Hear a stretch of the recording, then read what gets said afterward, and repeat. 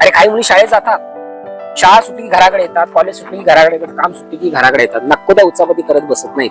कारण त्यांना त्यांच्या आई वडिलांच्या सन्मानाची, जबाबदारीची त्यांना जाणीव असते.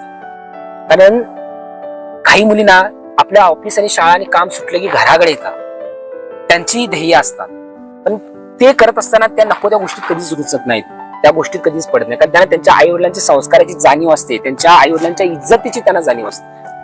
काही पुरी आपली आबरू येशीवर टांगतात रे. बरोबर आहे. जे पुरींना आबरू म्हणजे ना चिल्लर गोष्ट वाटायला.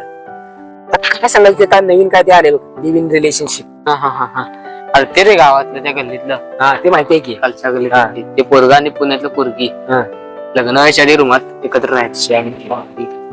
लग्न न करता फिरत्यात, नको नको ते धंदे करत्यात, संबंध ठेवत्यात आणि मग त्याला तोडत्यात आणि दुसऱ्या पोरासोबत लग्न करतात आणि दाखवताना सती सावित्रीने वट पौर्णिमेला त्या वडाची पूजा करतात. पण ह्या मुलीला जरा पण लाज वाटत नाही असं करणाऱ्यांना.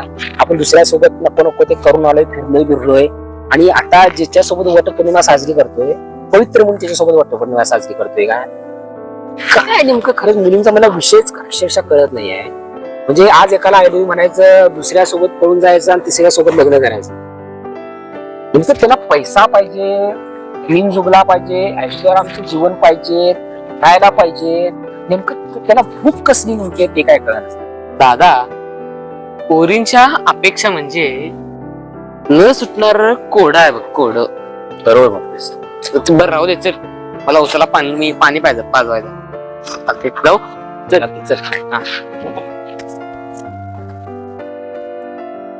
देवानं सगळ्यात सुंदर जर कुणाला बनवलं असेल ना, स्त्रीला बनवलं. म्हणजे सहन करण्याची शक्ती आहे. एक स्त्री जर घरात असेल ना तर अख्खं घर उजळून निघतं, संस्कारी बनतं घर. आणि त्याच मुली आज नको नको त्या मार्गाला लागले, आई वडिलांचं नाव खराब करताय, समाजाचं नाव खराब करताय. तुम्ही तुमची प्रगती करा, पण तुमची प्रगती करत असताना ही गोष्ट लक्षात ठेवा की घरात आपले आई वडील आहेत, त्यांची आबरू आहे. कारण ह्या जगात ना तुम्ही तुमची एखादी गोष्ट हरवली, पैसे हरवले, घर कोसळलं, एखाद्याने तुमची जमीन काढून घेतली तरी ती तुम्ही परत मिळवू शकता.